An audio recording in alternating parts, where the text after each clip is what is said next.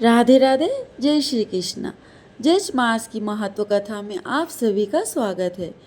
कथा का दूसरा अध्याय मुख्य रूप से भगवान विष्णु की कृपा, जल के महत्व और दान पुण्य पर केंद्रित है, क्योंकि यह महीना भीषण गर्मी का होता है।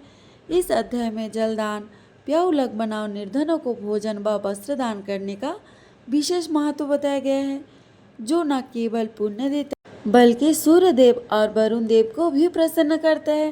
ज्येष्ठ मास की कथा का दूसरा अध्याय मुख्य रूप से ज्येष्ठ मास के सूर्य देव की उपासना, जल के महत्व, दान और संयम पर केंद्रित है। जल का महत्व: इस महीने में जल का दान करना सर्वश्रेष्ठ माना जाता है। दान पुण्य: इस कथा में बताया गया है कि जो व्यक्ति प्यासियों को पानी पिलाता है और जरूरतमंदों का सेवा करता है, उसे विष्णु लोक की प्राप्ति होती है। धार्मिक महत्व: ज्येष्ठ मास का तपस्या, संयम और सेवा का महीना माना जाता है, जिसमें भगवान विष्णु की पूजा की जाती है। इस अध्याय में ज्येष्ठ के महीने में सूर्य देव की पूजा करने का विशेष महत्व बताया गया है, जो तेज और ऊर्जा के प्रतीक है। जलदान का महत्व: गर्मी के मौसम के कारण इस अध्याय में पानी की प्यास बुझाने का सर्वोत्तम सेवा माना गया है। प्याऊ लगवाना यह राहगीरों को पानी पिलाकर अत्यंत शुभ है। वरुण देव की आराधना: जल के देवता है वरुण देव, उनकी पूजा की जाती है। स्वयं और तप: इस माह को तपस्या, नियम और सेवा का महीना माना गया है, जिसमें इंद्रियों पर संयम रखकर भगवान की भक्ति की जाती है। साधना और दान: इस अध्याय के अनुसार ज्येष्ठ मास की गई पूजा, व्रत, तप और दान पुण्य का फल अन्य महीनों की तुलना में अधिक मिल। ज्येष्ठ मास की कथा में सूर्य देव की असीम कृपा है।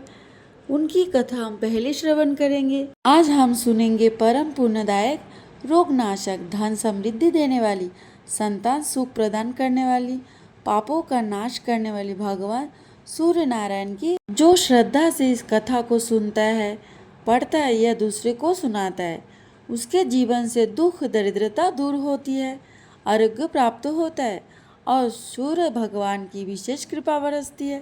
हे सूर्य नारायण, आप समस्त जगत के नेत्र हैं, आपसे ही प्रकाश है, आपसे ही जीवन है, आपसे ही अन्न, जल, वायु और ऊर्जा है। हम सब पर अपनी कृपा दृष्टि बनाए रखे। एक समय देवर्षि नारद जी ब्रह्मलोक में पधारे। उन्होंने ब्रह्मा जी को प्रणाम किया और विनम्र भाव से बोले, हे पितामह ब्रह्मदेव, कलयुग में मनुष्य अनेक प्रकार के दुखों से घिरा हुआ है। कई रोग से पीड़ित है, कोई निर्धनता से, कोई संतानहीन से, कोई मान सम्मान से वंचित है। ऐसा कौन सा व्रत है जिससे मनुष्य सूर्य देव को प्रसन्न कर सुख, समृद्धि, आरोग्य और उत्तम फल प्राप्त कर सके? तब ब्रह्मा जी प्रसन्न होकर बोले, हे नारद, तुमने बड़ा उत्तम प्रश्न किया। मैं तुम्हें एक महान, दुर्लभ, पुण्यदायक और समस्त मनोरथ पूर्ण करने वाला व्रत बताता हूँ। उसका नाम है फल सप्तमी व्रत। जो मनुष्य श्रद्धा और नियम से इस व्रत को करता है, उस पर सूर्य भगवान अत्यंत प्रसन्न होते हैं। सप्तमी व्रत का समय: ब्रह्मा जी बोले, माघ मास शुक्ल पक्ष की सप्तमी तिथि को यह व्रत किया जाता है। कुछ स्थानों पर इसे रथ सप्तमी, सूर्य सप्तमी, अचला सप्तमी या फल सप्तमी भी कहा जाता है। इस दिन प्रातःकाल ब्रह्म मुहूर्त में उठकर स्नान करना चाहिए। यदि नदी, तालाब, सरोवर या तीर्थ स्नान हो सके तो उत्तम, अन्यथा घर में गंगा जल मिलाकर स्नान करें।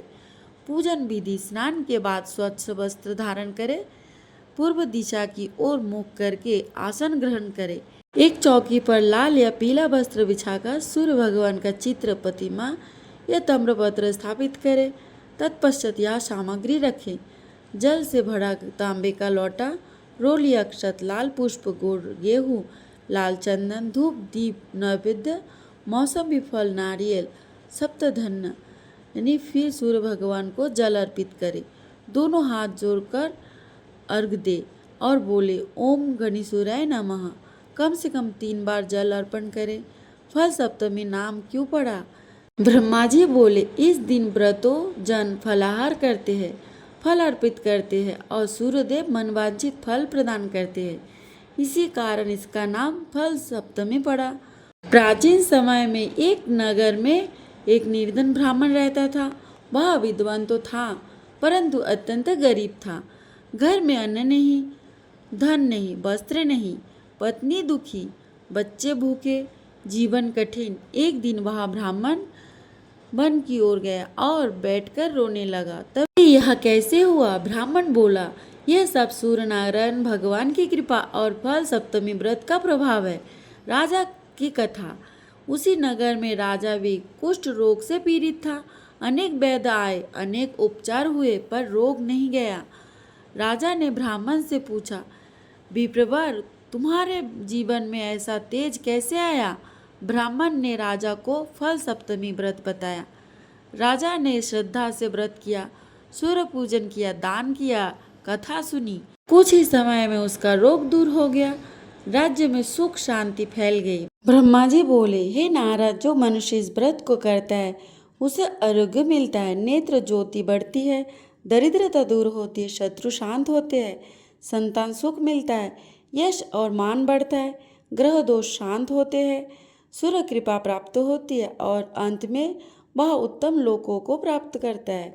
व्रत कैसे करें? आज के समय में सुबह जल्दी उठे, स्नान करे, सूर्य को तांबे के लोटे में जल दे, लाल फूल चढ़ाए, गुड़ और गेहूं अर्पित करे, दिन भर सात्विक रहे, क्रोध झूठ निंदा से बचे, फलाहार करे या निर्जला व्रत रखे, अपनी क्षमता अनुसार सूर्य मंत्र का जाप करे। ओम सूर्याय नमः, ओम घनी सूर्याय नमः 108 बार जाप करे। जो इस कथा को सुनता है उसके रोग मिटते हैं, जो सुनाता है उसका यश बढ़ता है, जो दूसरों को सुनवाता है उसके घर में लक्ष्मी का वास होता है, जो श्रद्धा से व्रत करता है उस पर सूर्य भगवान की कृपा बनी रहती है। श्रद्धा से सूर्य नारायण भगवान की जय, श्री हरि विष्णु की जय। सनातन धर्म में ज्येष्ठ माह को विशेष महत्वपूर्ण माना जाता है। वैशाख पूर्णिमा के बाद ज्येष्ठ माह की शुरुआत होती है। इस माह में हनुमान जी का साधना का विशेष महत्व है, क्योंकि इस माह में हर मंगलवार को बड़ा मंगल के रूप में मनाया जाता है। इस पवित्र महीने में हनुमान जी की साधना और भगवान विष्णु की पूजा विशेष महत्व है। खासकर अधिक मास के कारण इसे पुरुषोत्तम माह भी कहा जाता है। वैदिक पंचांग के अनुसार इस बार ज्येष्ठ माह की शुरुआत 2 मई से होगी, वही इस माह का समापन 29 जून को होगा। इस बार ज्येष्ठ मास में अधिक मास का सहयोग बन रहा है, इसी वजह से इसे पुरुषोत्तम माह भी कहा जाता है। इस माह को जगत के पालनहार भगवान विष्णु की पूजा अर्चना करने के लिए बेहद शुभ माना जाता है। इस माह में शुभ काम जैसे जप, तप और दान पुण्य आदि करने चाहिए। इन कर्मों का फल कई गुना अधिक प्राप्त होता है। इस माह के मंगलवार को बड़ा मंगलवार कहा जाता है। धार्मिक मान्यताओं के अनुसार ज्येष्ठ माह के मंगलवार के दिन भगवान श्री राम और हनुमान जी का पहले भेंट हुई थी, इसीलिए इसे मंगल के दिन हनुमान जी की पूजा अर्चना करने का खास महत्व बताया गया है। अगर आप जीवन में संकटों का सामना कर रहे हैं तो ज्येष्ठ माह के हर मंगलवार के दिन हनुमान जी की पूजा अर्चना करें, साथ ही बूंदी के लड्डू का भोग लगाएं। धार्मिक मान्यताओं के अनुसार इस उपाय को करने से हनुमान जी प्रसन्न होते हैं और बिगड़े काम पूरे होते हैं। इसके अलावा सत्तू, जल, धन और अन्न समेत आदि चीजों का दान करना शुभ माना जाता है। धार्मिक मान्यताओं के अनुसार इन चीजों का दान करने से धन लाभ का योग बनते हैं, साथ ही सुख समृद्धि वृद्धि होती है। 19 साल बाद बन रहा है ये शुभ योग।